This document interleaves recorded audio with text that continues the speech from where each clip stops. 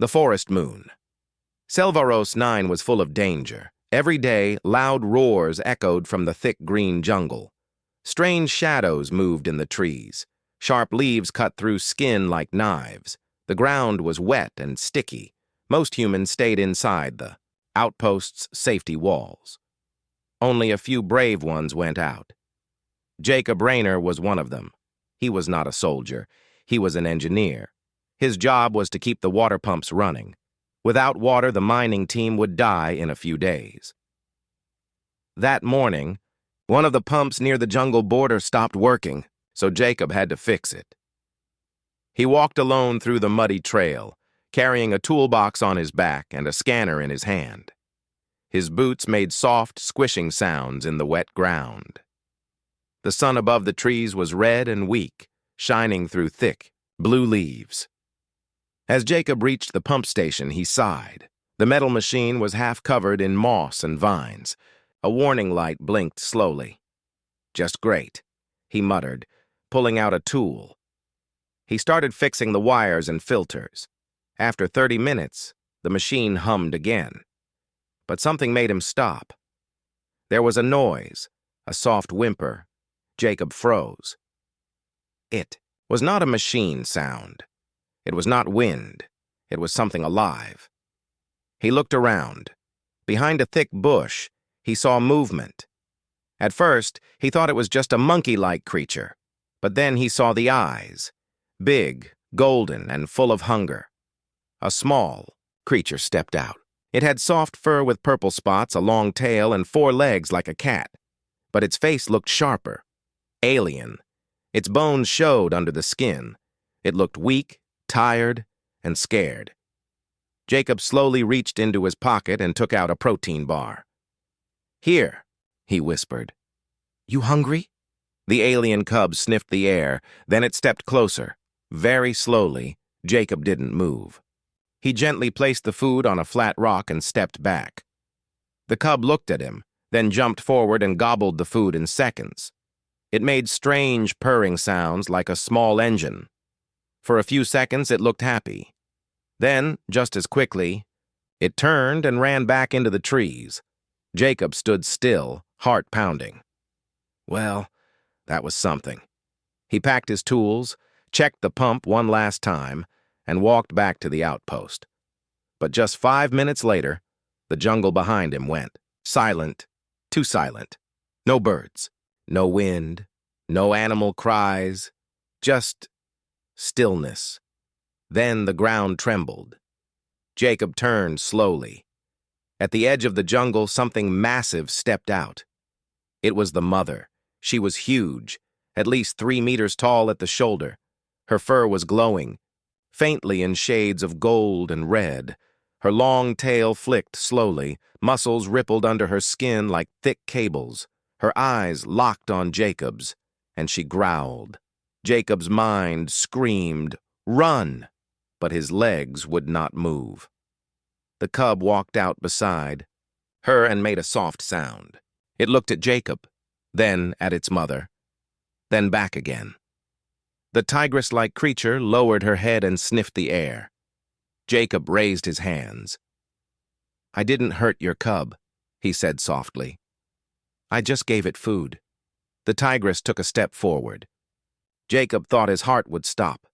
She came close enough for him to see the sharp teeth inside her mouth. Then she did something strange.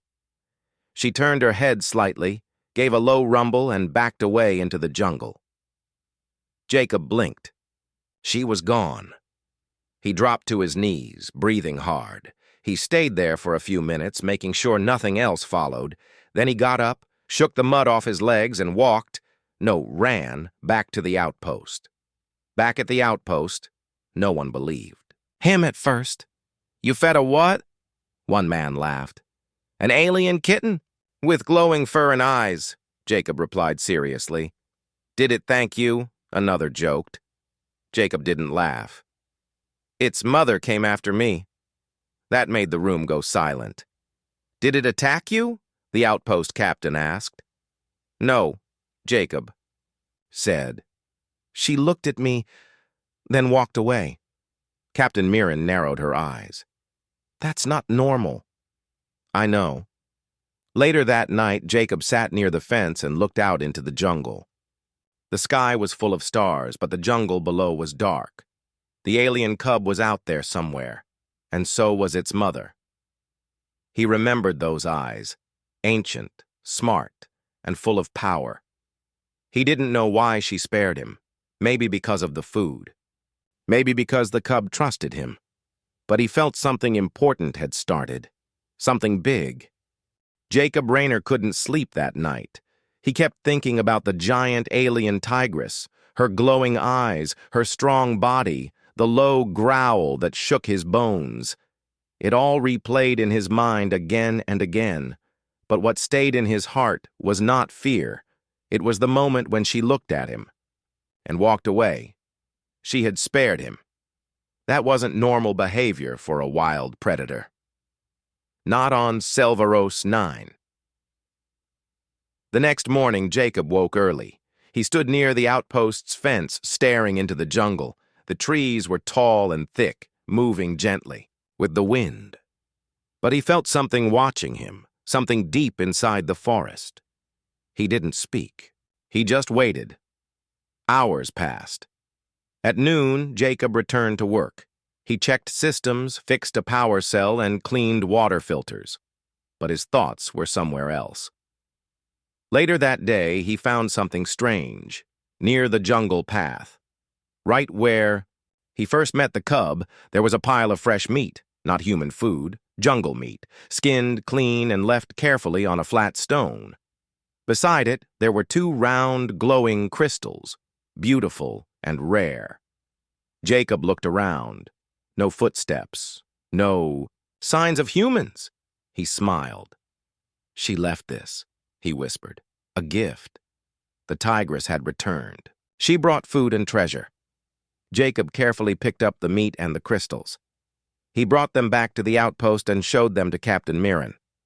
She left this for you? The captain asked, surprised. Jacob nodded. She understands. I helped her cub. She's saying thank you. Or maybe she's fattening you up, someone joked.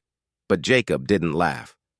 That night he returned to the fence again. He left another protein bar, a bottle of clean water, and one small solar light. He placed them carefully on the same stone. Then he stepped back and waited. Nothing happened that night. But the next morning, everything was gone. Even the solar light in its place. There was a single feather, long, blue, and glowing. A rare jungle bird's feather. Jacob knew now. This was real. A bond was forming. Days passed. Jacob kept working by day and visiting the jungle edge by night. He always left something. Small, food, tools, a warm blanket. And always, something came back in return. One day, a soft jungle fruit. Another day, a strange vine that helped heal cuts. Once, even a polished stone carved into a spiral shape. Jacob studied the alien species in old data files. The jungle predator was called a Zarnethi. Long ago, they were feared as killers, big, smart, and deadly. Most humans never saw one and lived to tell the story. But Jacob had fed its child. And now everything was different. He felt like he was making peace, one small gift at a time. Then, something unexpected happened. One night, as he walked back from the fence, he heard a small cry. Not far. A soft, weak sound. He turned and saw the cub. It was alone. And it was hurt. Its leg was bleeding. Its fur was dirty and matted. It limped toward him, making low purring sounds. Jacob rushed to help. Nix? He whispered. He had started calling the cub Nix, short for Nexus, the name of an old Earth Guardian cat. Nix whimpered as Jacob picked him up gently. His body was cold. There were small cuts on his side. Jacob looked around. Where's your mother? No sign of her. Carefully, Jacob carried Nix back through the outer gate and into the outpost. Inside the medical bay, lights were low and clean. Tools lined the walls. Jacob laid Nix on a soft cloth. He cleaned the wounds with warm water. The cub winced, but stayed still. "You're a brave one," Jacob said softly. Other workers peeked inside. "Is that the same alien cub?" someone asked. "Why'd you bring it in?" another said. "What if it's dangerous?" Jacob didn't listen. He wrapped Nix's leg in bandages and gave him warm water to drink. The cub purred quietly and pressed its head against Jacob's hand. The moment was peaceful. Jacob stayed up all night, watching the cub breathe. Outside the walls, the jungle was quiet, too quiet. He felt the mother was out there, watching, waiting. The next day, things started to change. Captain Mirren called. "A meeting." "We've got a problem," she said. "Our miners dug too deep. They broke through a nest chamber. Something big is moving in the jungle." Jacob stood up. "You can't go in there with weapons. The Zarnethi will see it as war." One of the guards frowned. "They already killed one of our drones. This isn't a game anymore." "I've been building trust," Jacob said. "They're not mindless animals. They understand respect." Mirren folded her arms. "Can they understand not to kill us?" "I think so," Jacob said. "But if we rush in with guns, they'll fight." There was silence. Then she said, "You have one chance. Talk to them. If it fails, we defend ourselves." Jacob nodded. He returned to the jungle edge with Nix in his arms. That evening, as the sun fell and darkness crept over the land, Jacob stood near the forest. He placed Nix gently on the grass. "Call her," he said softly. The cub lifted its head and made a strange sound, a long, low whine that echoed into the trees. Silence. Then, slowly, the shadows moved. The tigress came out. She was bigger than before. Her eyes glowed with fire, her body was tense. But when she saw Nix, she ran forward and nuzzled him gently. The cub purred and rubbed against her. Jacob stayed still. She looked at him. For a moment, nothing moved. Then she stepped closer. Jacob held his breath. She didn't growl. She didn't show her teeth. She bowed her head. Jacob slowly reached out and placed his hand on her forehead. Warm, strong, alive. The Zarnethi mother had accepted him. The stars were shining brightly over Selvaros 9, but Jacob Rayner was not looking at them. His eyes were locked with the glowing eyes of the Zarnethi tigress. She stood tall and strong, her fur lit with red and gold light, and her cub Nix curled, safely beside her. Jacob still had one hand on her head. She did not move. She just watched him, calm, careful, but not angry. Slowly, Jacob pulled his hand back and stepped away. The tigress blinked once, then turned and walked back into the jungle with Nix. No growl, no threat, just quiet strength. Jacob stood alone by the jungle edge for a long time. His heart was beating fast, but he was smiling. "She trusts me now," he whispered. Back inside the outpost, the news spread fast. "You touched it? With your hand?" "No way, Jacob. You're joking." Jacob sat in the canteen with a warm drink, trying to explain. "She looked me in the eyes and bowed her head," he said. "It wasn't an accident. She meant it." Captain Mirren raised an eyebrow. "You're saying she respects you now?" "Yes, and not just because I helped the cub. I think they're smarter than we thought. They understand honor." Some laughed. Some stayed quiet. But Captain Mirren said, "If what you say is true, we may have a way to avoid war." Jacob nodded. "But we need to be careful. Any mistake, any threat, they'll fight back." That night, Jacob went back to the jungle edge. He didn't bring food this time. He brought something else, a small device that played sound. He placed it on the stone and pressed a button. Soft music filled the air. It was earth music, an old piano melody. Calm. Peaceful. Jacob sat down and waited. After a few minutes, shadows moved. The tigress returned, alone this time.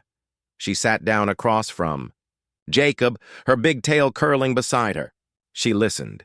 For almost 10 minutes, there was only music. Then she let out a soft rumble, low and deep, but not angry. Jacob smiled. "You like it, don't you?" The tigress blinked slowly, then stood and disappeared into the trees. But she had left a sign behind, a single glowing flower. Jacob picked it up and held it close. Another gift. Another bond. The next few days were peaceful. Jacob visited the jungle every night. Sometimes the tigress came, sometimes Nyx came with her. The cub was healing fast. His wounds were nearly gone. He ran and played like nothing had happened. Jacob noticed something strange during those visits. The tigress never looked tired. But other Zarnethi in the jungle did. He saw large shadows moving behind trees. He heard coughs. And once, he saw a young Zarnethi limping badly. They're sick, he realized. Or injured. Jacob went back to the outpost and checked records. The mining team had blasted a deep tunnel near the jungle center. That blast released gas, harmless to humans, but maybe dangerous to Zarnethi.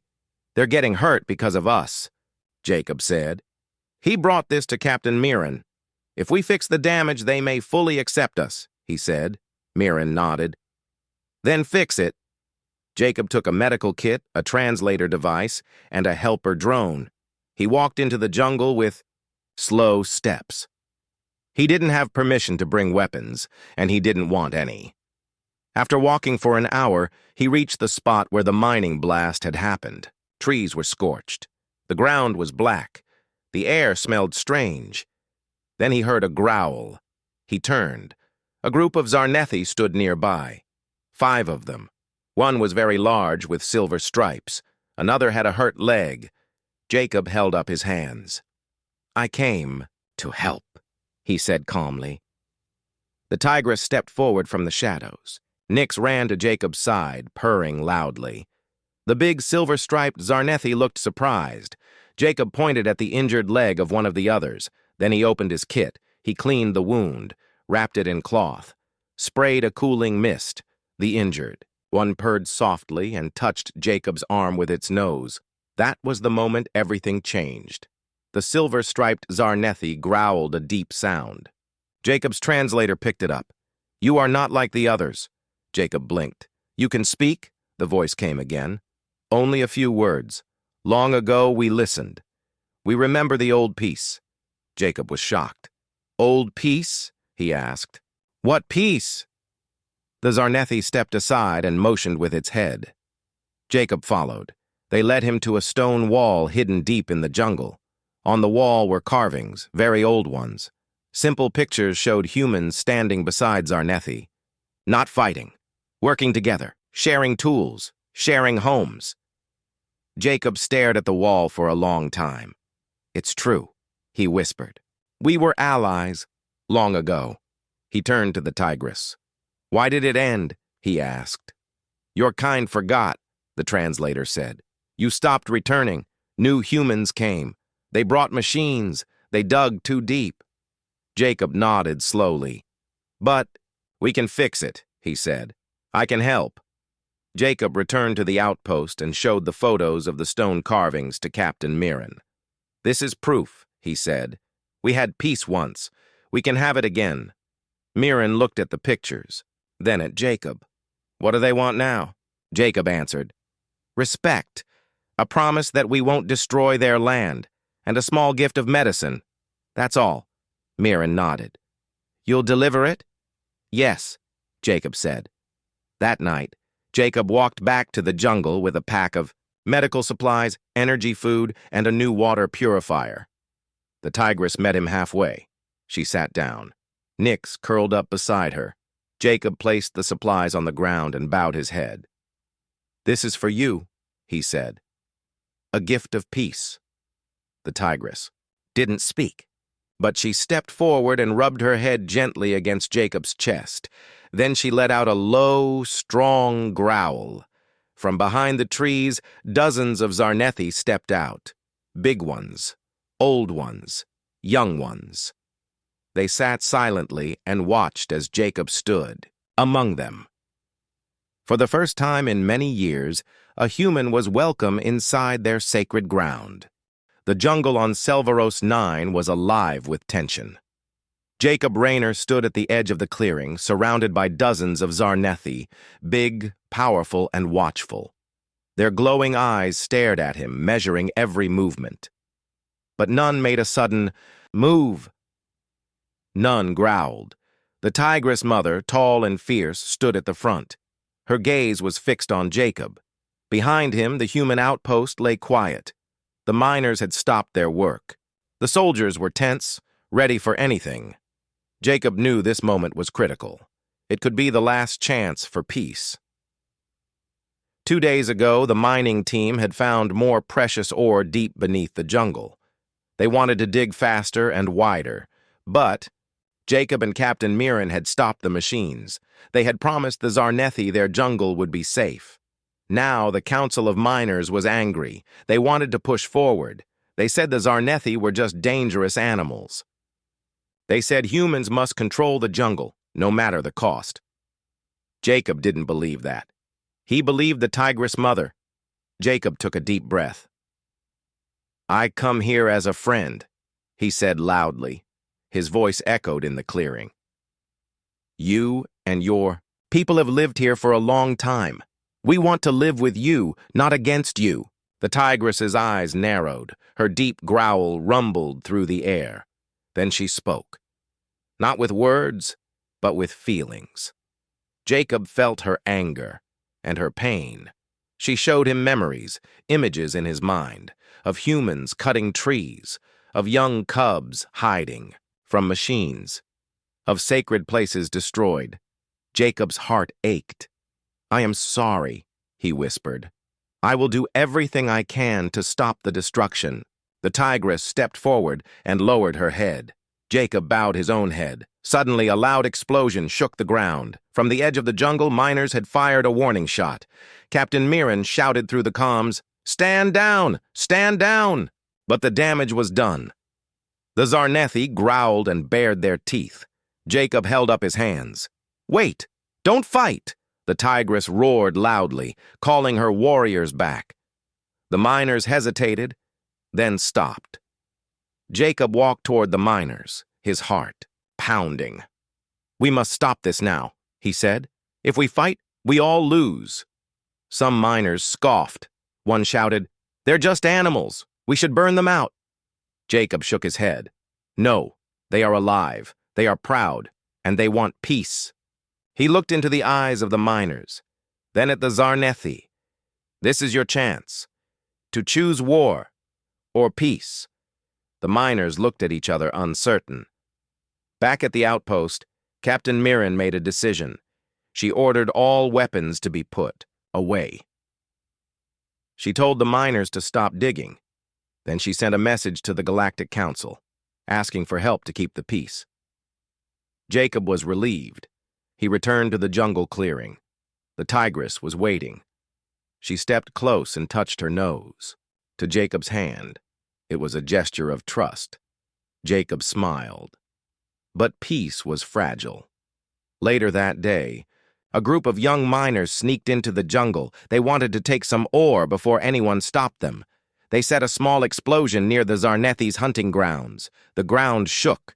The Zarnethi were furious. The tigress growled and called her warriors. Jacob ran to stop them. "Stop!" he shouted. He reached the tigress. She looked at him with fire in her eyes. Jacob bowed deeply. "Please forgive them. They don't understand."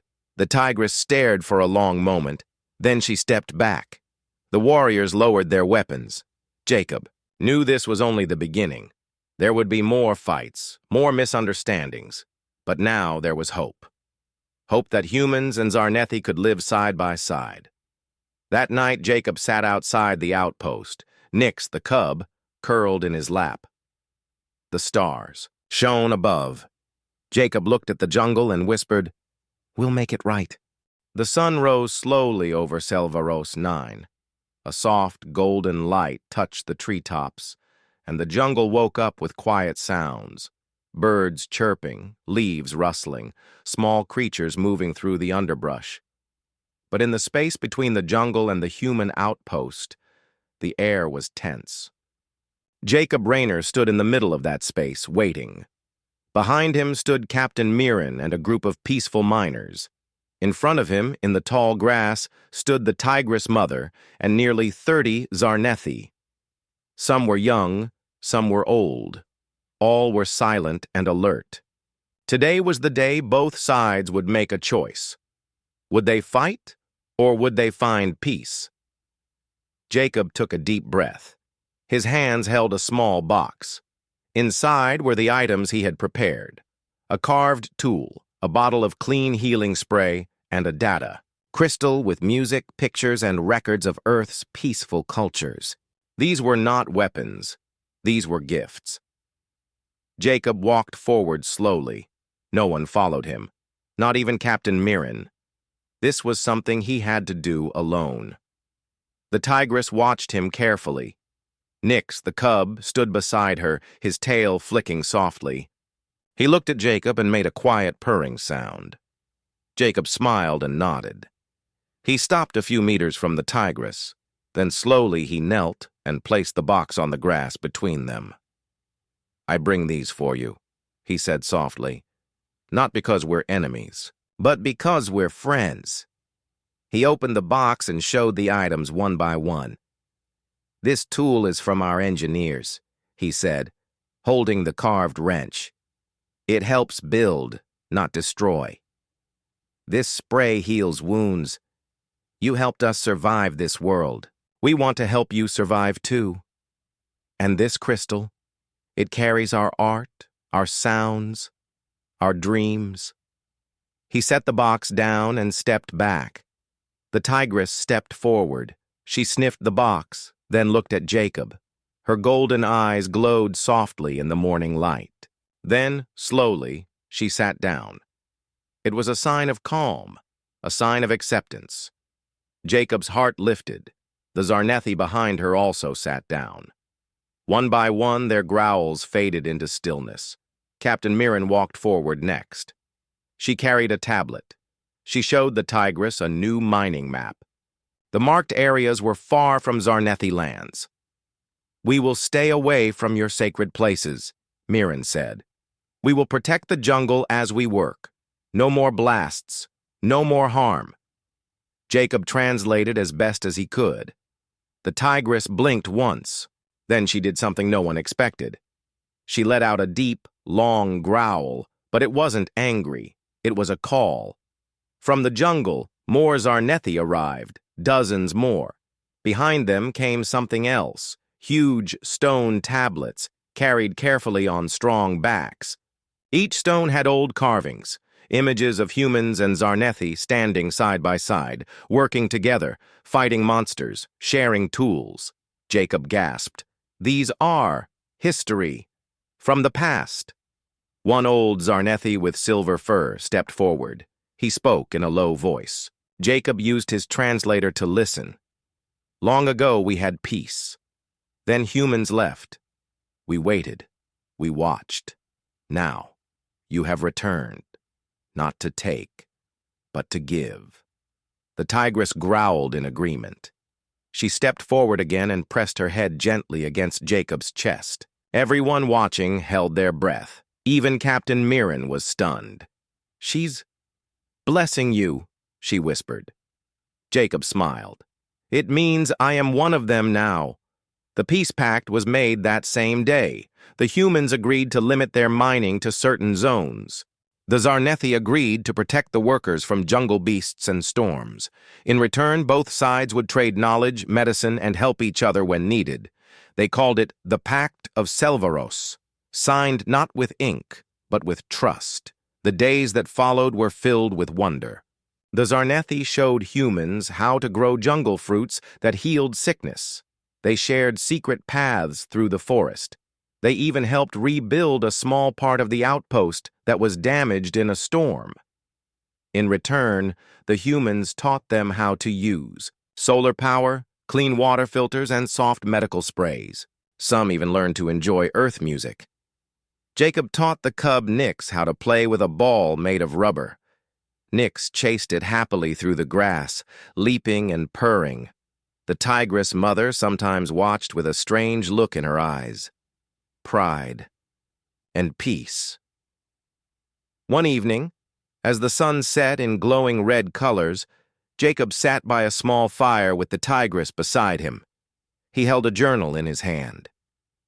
"I never thought feeding a starving cub would lead to this," he said quietly.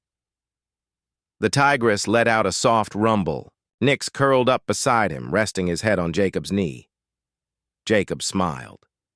"You know," he said, "someday more humans will come. Not just miners, families, children, maybe even teachers and artists." He looked at the tigress. "I'll make sure they remember this peace." The jungle was quiet that night, not in fear, but in calm. For the first time in many years, there was no roar of battle, no fear of danger, just the sound of the wind in the trees and the stars above shining softly. The bond between human and alien had been repaired. Not by war, not by force, but by one small act of kindness, by one man and one hungry cub.